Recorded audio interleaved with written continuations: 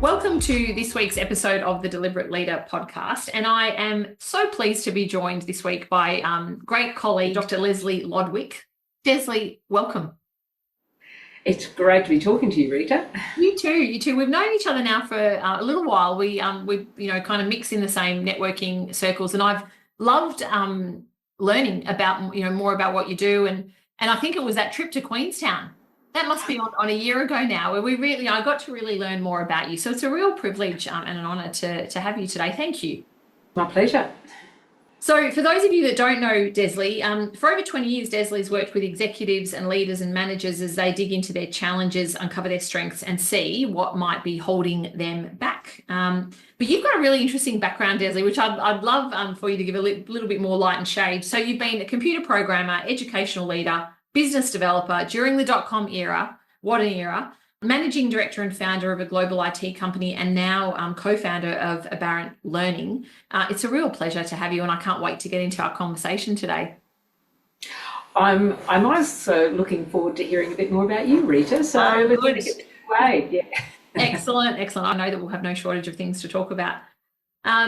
Desley, obviously, with our leaders, we love to talk about deliberate leadership and what helps leaders to be more deliberate. But I might start with a question for you, and that is, what do you find helps you to be more deliberate in your daily practice and in your business practice?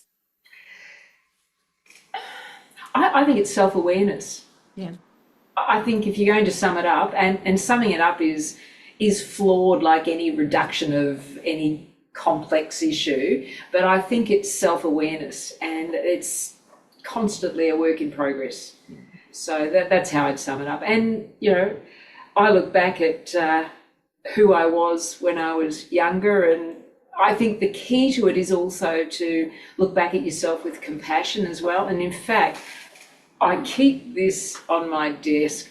This is little Desley when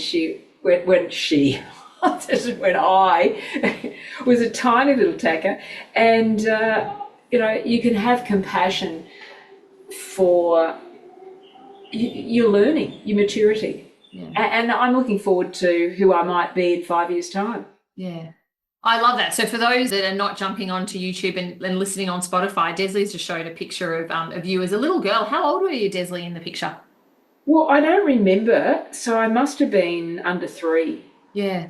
I remember the bike, but I must have been under 3, and if I'd seen that photograph in a lineup of 3, unless I saw pictures of myself, I wouldn't know myself. Yeah. So, and I think that we can see the changes in ourselves over certainly our early decades of our life, but I think that there are massive changes possible for us as adults over our lifetime, but that doesn't mean that we go through them. I think they're possible, and I think a lot of the issues around leadership, and you refer to deliberate leadership, there's heaps of frameworks around it. I think that we haven't quite stepped into what's possible for us as mature adults. It's like we think that we stop growing in our 20s. Well, no, we don't. Yeah, it's that ongoing process. What prompted you to have that photo near you, and what does it remind you of on a daily basis? Oh, it just makes me smile. Yeah. And it also gets me, here's a metaphor, it's a simple metaphor, it gets me up on the balcony. Yeah, I love that. It's a nice reflection. So you mentioned compassion, so you said for you it's self-awareness and that compassion, and I think when we actually do pause and reflect about different stages and ages and what we learn around, along the way, for me, it also prompts almost a recognition and an acknowledgement that we are learning beings. We adapt and we evolve as we pick up different stuff. Yes, but I think that one of the big issues nowadays is we aren't, generally speaking, learning. Yeah. And I'm going to distinguish between learning and developing as well. Yeah. So when people think about learning, quite often they're thinking about knowledge, more information, more data, which is necessary. I mean, absolutely. I guess when we're talking about leadership, it's development that is actually what's lacking. And the pace of change of our world at the moment means that we are required, more and more is required of us in not leadership roles, but just life, living, existing. And we aren't really up to it yet. Yeah. You know, education is still fundamentally focused on regurgitation and repetition. And when really good development or really good deeper level learning occurs, it's often because of the teacher or the coach or the person's frustration with how things are or a conflict of values. And so I think if we can support people, as you do with your framework of deliberate learning, if we can support people to develop more, and by develop I mean as we learn in a developing way, we are shifting our identity. We shift who we are. Yeah, we do. Shift and adapt, I guess, and hopefully pick up a few lessons along the way. From a development perspective, Desley, because you make that distinction between learning and development, what do you find helps people, if they're going to engage in deliberate development, what do you find helps people to do that? I find it's not more content, it's actually putting them in situations where there is something for them to do and they do it. So when I'm running workshops, for example, I have constantly keep developing activities that create aha moments. Yeah. Metaphorical activities that they just go, oh my gosh. And there's one in particular I do that I have people contacting me sometimes months later going, oh my gosh, I get it now. Yeah. Because of what they didn't get in the activity and, you know, those sorts of things. So it's learning through doing and experiencing rather than learning by just trying to fill the bucket with knowledge. Yeah. Mind you, filling the bucket with knowledge is really useful, but it needs to be tied in with development. And the terms learning and development have been around forever, but I really don't think people understand the distinction between learning and development, just like people don't understand the distinction really between problem solving and adaptive progress. Mm. People don't understand the distinction to the depth needed for them to be a lot more comfortable in their roles, the distinction between something that's merely complicated and something that's complex. Yes. So what I do is I introduce people to activities that require them to move forward through a way of making progress in complexity, and yet they try problem-solving approaches. And it just fast-tracks how they just perpetuate the persistent and resistant issues that they're trying to deal with. Yeah. And when they do that, like particularly through problem solving and adaptive, so that adaptive kind of thinking around the problem, where do you find they get stuck? And then what's the thing that pushes them into that more adaptive thinking rather than staying in problem solving? Well, for quite a lot of people, it doesn't push them forward. I'll give you an example that might help. I was recently called into a client that I've been consulting to for years, actually. And I was called in by one team that said, look, we've been meeting every week now for 3 hours on a Monday, and we've been for hours now trying to work out how to make some changes in the team because we're all exhausted. We're meeting for too long. We're doing this, we're doing that. And they said, we just can't make a decision. We make a decision and then the next meeting we query our own decision and we just don't move forward. And so they're trying to problem solve something that's quite complex. So I introduced to them a generative decision-making model, which is suited for complexity. And so it's just a framework, and I came in about 3 times and actually ran their meetings for them with a generative decision-making framework. And I met up with one of them yesterday and he said, oh gosh, you've made such a difference. I said, no, actually not. I've actually just introduced you to a a way of making progress that is commensurate with the progress you're trying to make. You're trying to make progress on something that you're just juggling balls all the time. You're juggling water. You're herding cats. And so you need a framework that is suitable for complexity. And until they understood complexity at that level, they were constantly trying to problem solve and come up with a solution. Whereas generative decision making enables you to just keep making actions that, if they are continuing to move you in the direction you want to go, you amplify them. But you only amplify them until they stop moving you in the direction you want to go. And because, complexity shifts and morphs all the time. Yeah. So it's helping them at a pragmatic level, which is why you, Rita, and I are both coaches. Yeah. It's all about their real situations, their real issues. And sometimes a bit of knowledge can actually make a difference. Like, a recipe for how to have a confident, assertive conversation, it's a bit of knowledge. But in putting it into practice, they can gain insight about what they are missing usually in their conversations. Like if they're uncomfortable expressing the intangible fact of how they feel about a situation, well, there's a little bit of insight for them, etc.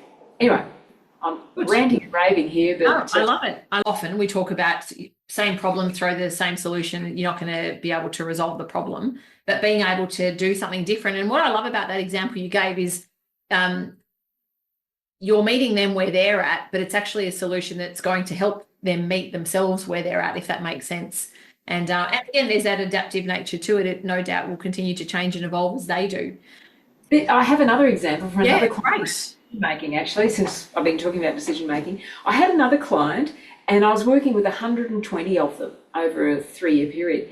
And long story short, what showed up as probably one of the major issues within the large organisation, here's a saying, they kept saying, thank God it's Friday, only 2 more working days till Monday. Yeah, yeah. Many of them had 35 scheduled hours of meetings in their diaries every week. I mean, totally unsustainable stuff.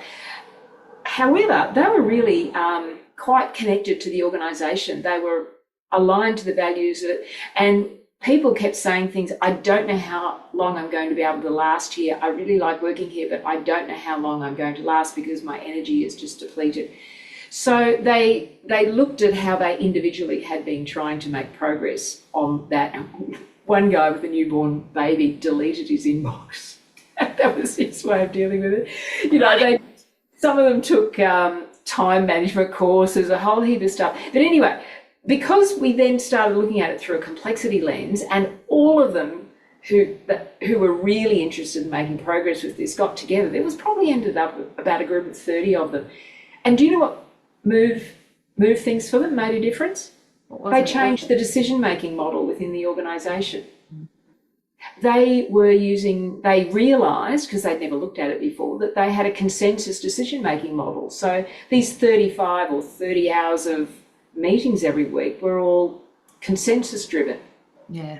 Couldn't think of anything worse. Like, imagine that. It's the bulk of you. I mean, I know that people are doing in excess of 35 hours, but that I've not heard of. Like, that's the whole week pretty much. But, I mean, we might, maybe it sounds like a lot, but it's probably not unique to a lot of organisations, because that's how they find, that they can bring people together, often not the right people. And we hear that all the time, and the frustration that it can occur when it's wasting time because you don't have the right people that can make the right calls and even participate in the right discussions to move things forward, which just adds to frustration. So when you talk about deliberate leadership, and other people use different terms, but in my mind, it's all a matter of all the stuff that's important for effective leadership is all out there, and we gather it up with words that are relevant to the lenses we've got on at the time. And you've gathered up the word deliberate leadership and the things that fall underneath that. Someone else might have gathered up another bundle of how to look at it. It's lenses. You just put in different lenses. Yeah. And I think the measure of something like deliberate leadership or some of the others is how useful are they? And so if they're useful and I'm going to get philosophical here, from a contextualist philosophy, which is suitable for open systems thinking, from a contextualist philosophy, the truth criterion from a philosophical perspective is it useful? Yeah, that's right. And the truth criterion for most of the underlying philosophies of how people have traditionally been trained to be leaders is quite mechanistic. And it just doesn't work. Yeah. So, well, I think we try and, I mean, a systems thinking approach to leadership can certainly help remove some friction. But so any intention that you put to it, whatever label you put to it, I agree with you that it is around what sticks. There's also for me a piece around values. So it's almost like the value that you infuse around how you lead. And I think there's also that part around, does it connect with who you are? So there'll be leaders that for deliberate, or I was just speaking to Kylie Liotta, which I spoke to you about as we were coming on, and Kylie's lens on is infinite leadership. There's another one of our colleagues who's about to release a book around centered leadership. So whatever flavour it's got, I think it does need to stick because it's got to resonate with almost your value set and your beliefs around, how you want to lead.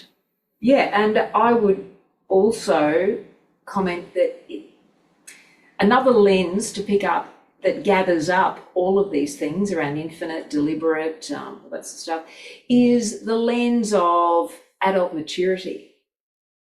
And adult maturity sort of picks up a whole heap of things. And I'm finding that adult developmental theories, which sounds quite boring, doesn't it, the word theory, are some of the most practical ways to help people in making greater sense of the problems and the challenges that they're facing. And so you can be a deliberate leader through a lens of your identity still being validated by people around you, the groups that you're with. You're hooked in with your job, and if your job's not going well, you don't feel good about yourself, those sort of things. But then the next stage of maturity is your job might not be going so well, but you know who you are and you have self-authored your values, etc.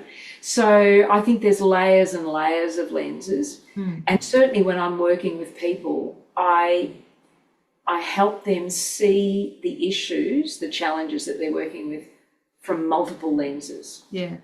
You could pick up the deliberate leader lens, you could pick up the infinite leader lens, you could pick up the lens of, Desley's idea yesterday. It's what is useful and what allows you to see things from a whole different range of perspectives.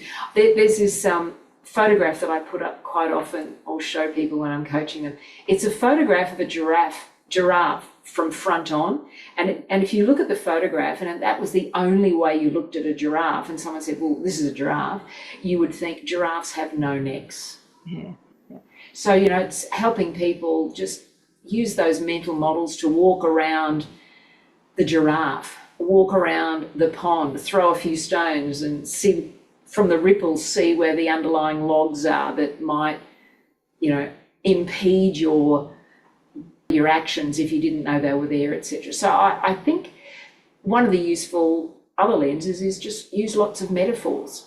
I'd imagine you'd use a lot of metaphors. Oh, absolutely. Yeah, it helps people to understand without a doubt. It's a way to simplify the very complex, or sometimes even the not so complex, but something that makes sense to me that might not make sense to others. We do that all the time. I mean, I've loved hearing a couple of your stories around, even in our conversation now, around helping teams to move, where they're stuck. So when we can bring something to life, we're creating that visual image.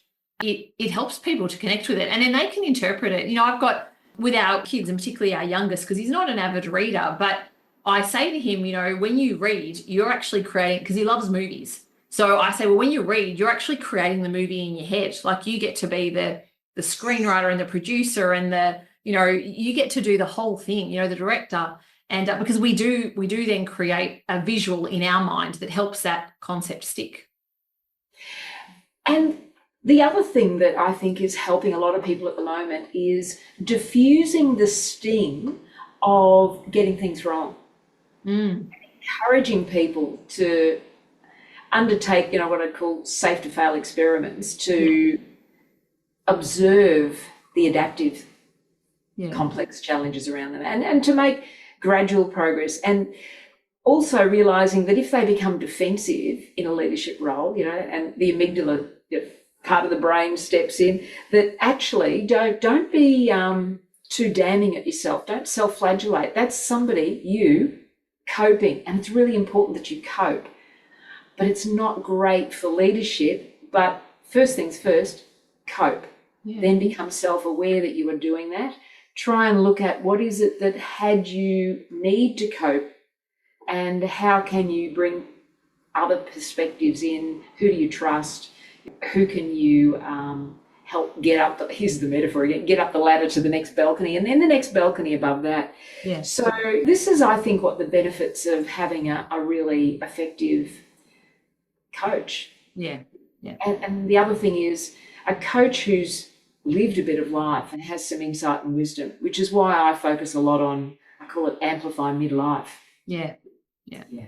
Yeah. And that's the richness of the experience too. It's the acknowledgement that whatever I have gone through in my life, I can actually, even the most adverse of circumstances, there are lessons in that I can actually take and then weave in maybe to the current challenge that I'm dealing with.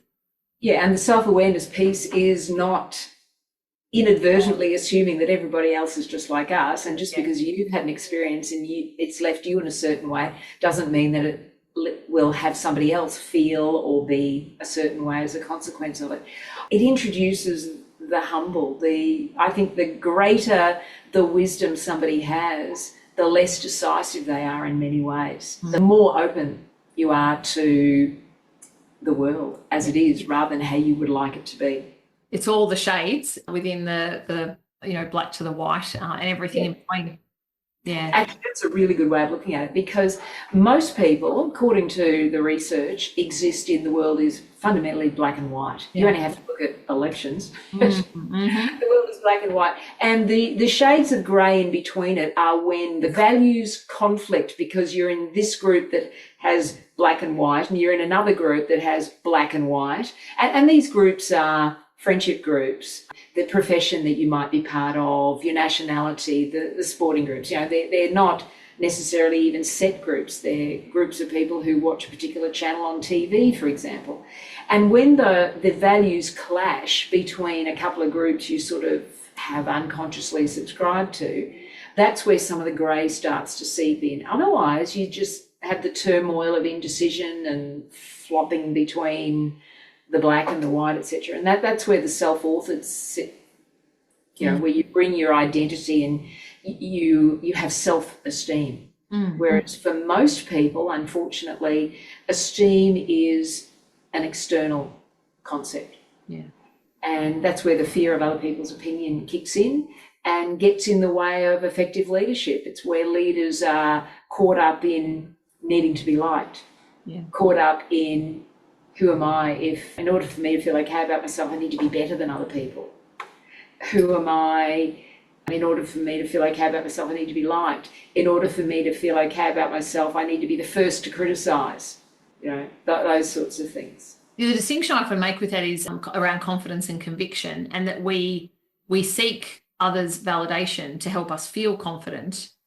Like that colour looks great on you, or that was a great piece of work, or that whatever it is. But that conviction, it comes from within. Like it's somewhere kind of, I'm pointing to my abdomen area, but that kind of that place from within where you just know that thing to be true, and it doesn't require that external validation or recognition. Yeah, I agree. And what I think you're saying is it's useful information to know that somebody likes you, but that's different than relying on your own view about yourself. Yeah.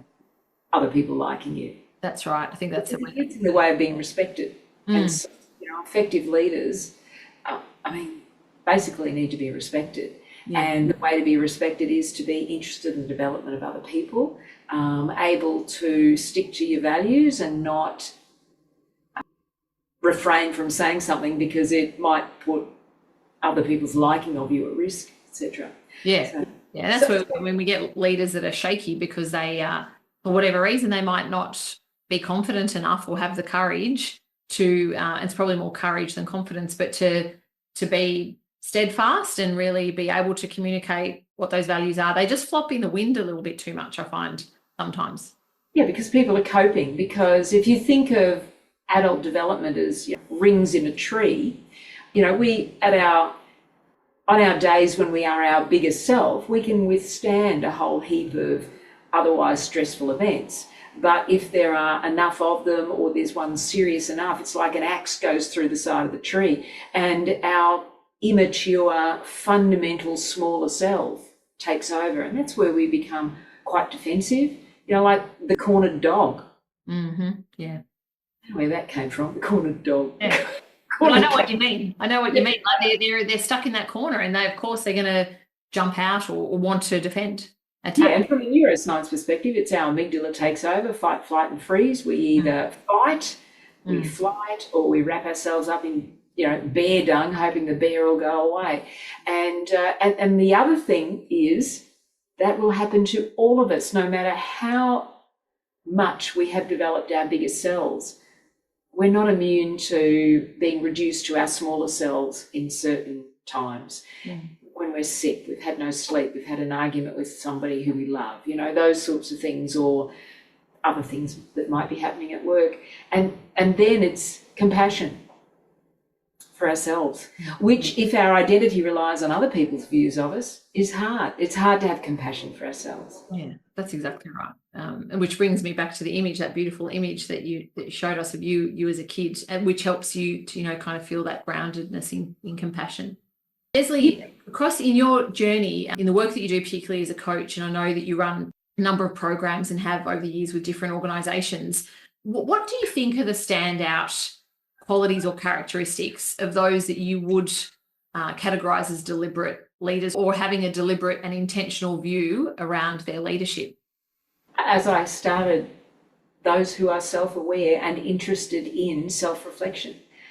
Those who are interested in their own development, which another way of talking about that is that they're self-actualised. Deliberate leaders have a presence about them because of those things. They are more often than not their bigger selves.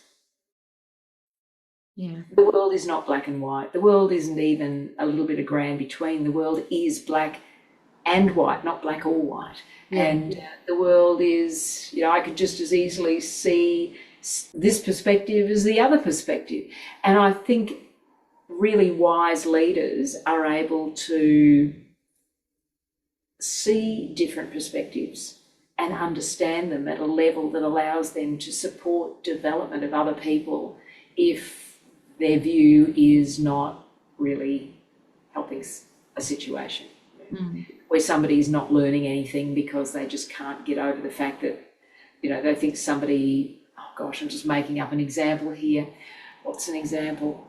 My boss doesn't like me. I was coaching someone recently. My boss doesn't like me. Well, okay, let's move forward. You know, let's look at some ways in which you can work through that situation. It actually doesn't matter whether your boss likes you or not. At one level, it's a matter of how you respond and whether that cripples you and that has you doubt yourself as well. It's not letting that, so the other person's view, it's not letting that have almost an impact, or even if it does, it's almost not letting it bother you. Like that doesn't become the central core theme and where you derive your value from in that relationship. I think, to just expand on my answer to your question, I think really deliberate leaders and highly mature, bigger self deliberate leaders, I mean, I'm just throwing names here, but I think you get a sense of it. Yeah. They have a presence about them. Yeah. And that is quite distinct from charisma. I'm not talking charisma. I am not talking the narcissistic charisma. Yeah. Right. Top levels of many organisations and countries. I'm not talking about the charisma. I'm talking about the quiet comfort, presence that you sort of can sense. It's hard to describe. Yeah.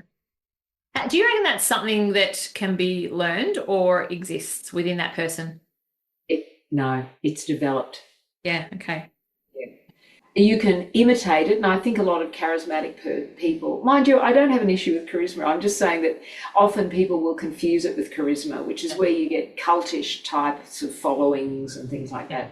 I think that the sort of presence that I'm talking about is the presence that underlies the wisdom that, like Maya Angelou had.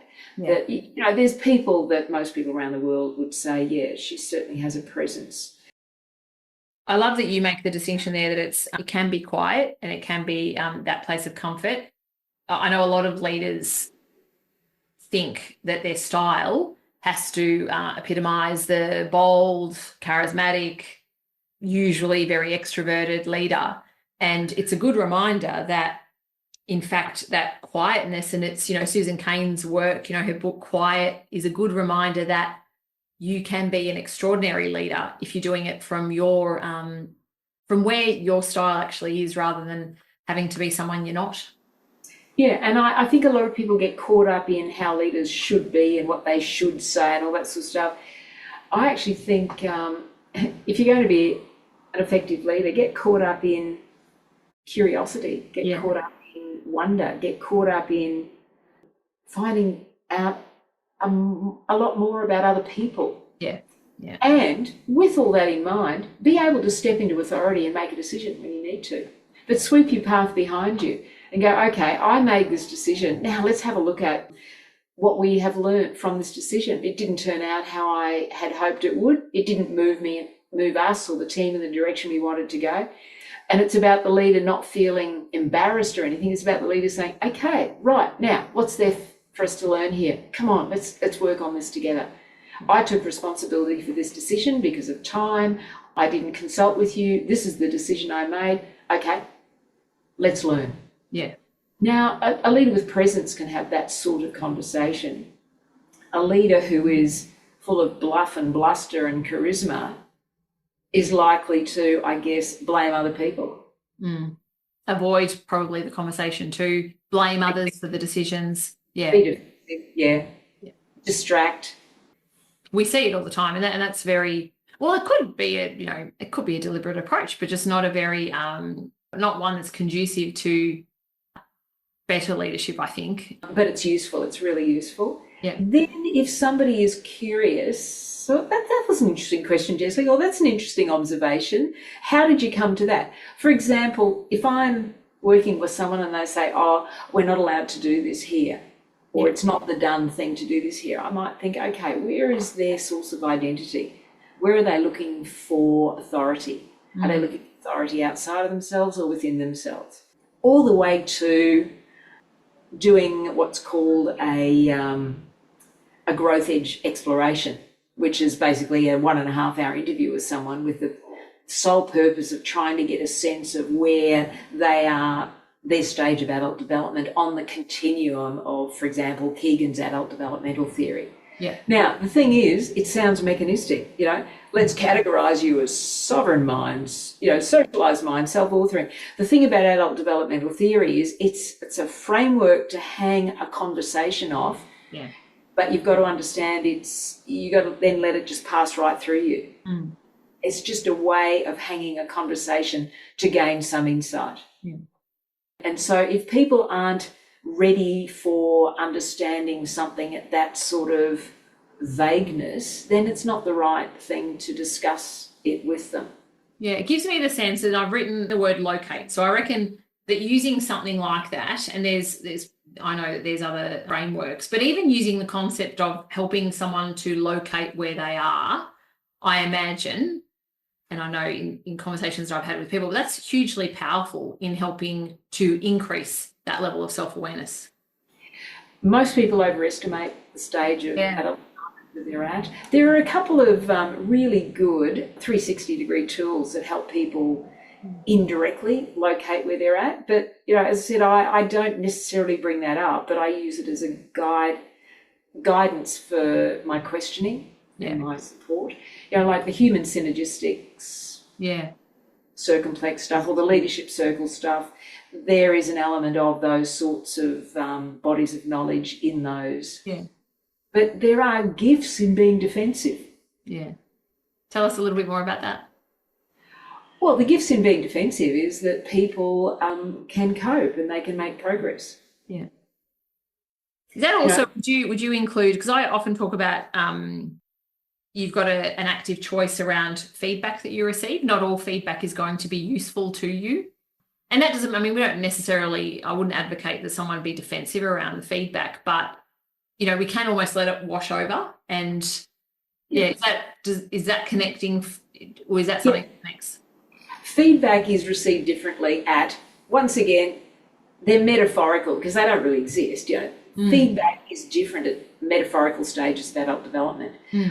Feedback at, say, socialised mind can just be crippling. You know, you've not done so well in a particular aspect of your job, whereas you've done really well in every other aspect of your job, but that feedback can be crippling and people can lose sleep, etc. And so they haven't developed the ability to critique the feedback or to welcome the feedback as an opportunity to learn. Yeah.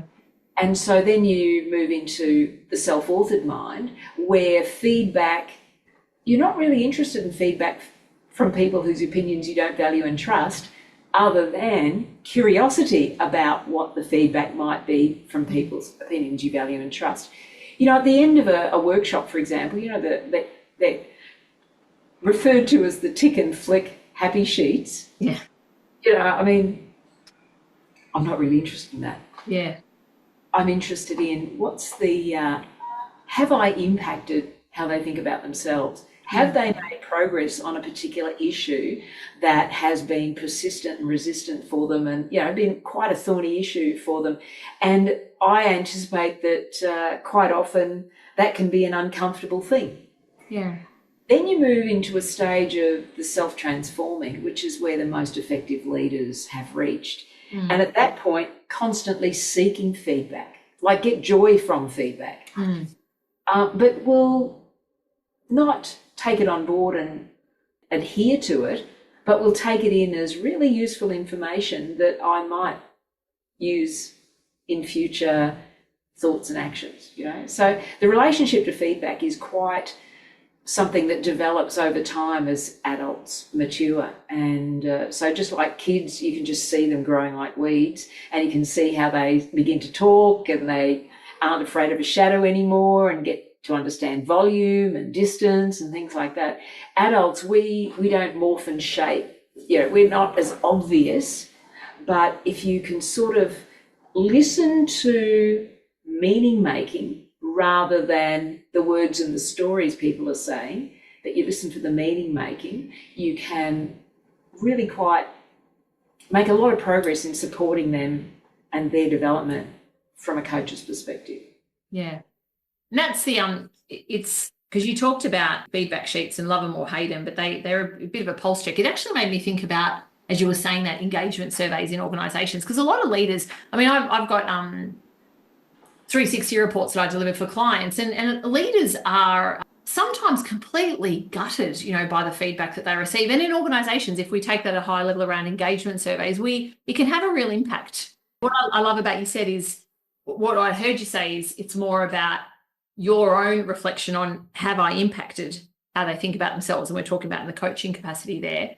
How do you reckon we would translate, if we had that as a mindset around, well, I'm more interested in, rather than the feedback sheet, but how I've impacted them, how would we translate that in organisations and teams that really hold those engagement surveys quite dear? And for some of them, it's an input into bonus structures and those sorts of things. And I still will use those sort of things. Yeah. And when I'm doing a 360 individual feedback, or I often do a collective leadership survey feedback. Yeah. The thing about giving the feedback is you've got the feedback before they've got the feedback, and so it shapes how I provide the feedback. Yeah. You know, like if you're doing a human synergistics LSI and somebody's really high in perfectionistic thinking and acting, I will deliver that feedback in a way that will not have them be defensive. That's my goal. Yeah. Because that's one of the hardest ways to understand that it's not very effective as a leader to be perfectionistic, because they get a lot of internal satisfaction out of it, for example. So I still use those things because, once again, they're frameworks. They are all flawed and insufficient, but I say they're necessary if you view them as data and then you use the data to hang conversations on with a view to making progress. So when I did my PhD, I was interested in how can I support people to make progress, other than, I have to say, a lot of people that I coached ended up leaving their organisations because they just thought, I'm not going to be able to make much progress here. Even though I might even be a C-suite executive, I'm not shifting the culture much. And I thought, well, gosh, we need to be able to support people to be able to make changes in culture, which is why I started a PhD and why I came up with a methodological approach for cohort coaching. I know group coaching is sort of like the flavour of the month at the moment, and I look at the approaches and think, some of them are good and some of them sort of like, I think they're headed the same way as a lot of coaching associations are, mechanistic, flawed. So I think that progress is made on these difficult challenges over time as people learn. And so what you can bring to the situation is your own presence as a coach, Rita, or as a facilitator, and engage with them for more than, a tick the box half day workshop. Yeah, that's right. That's that impact then can be measured beyond that time that you've had, together as a group. Yeah.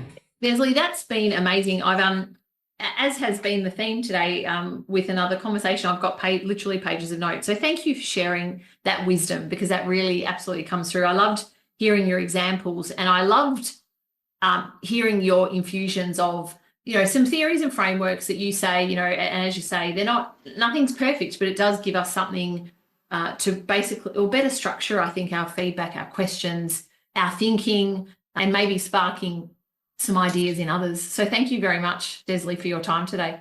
My pleasure, Rita. Lovely chatting with you. Thanks.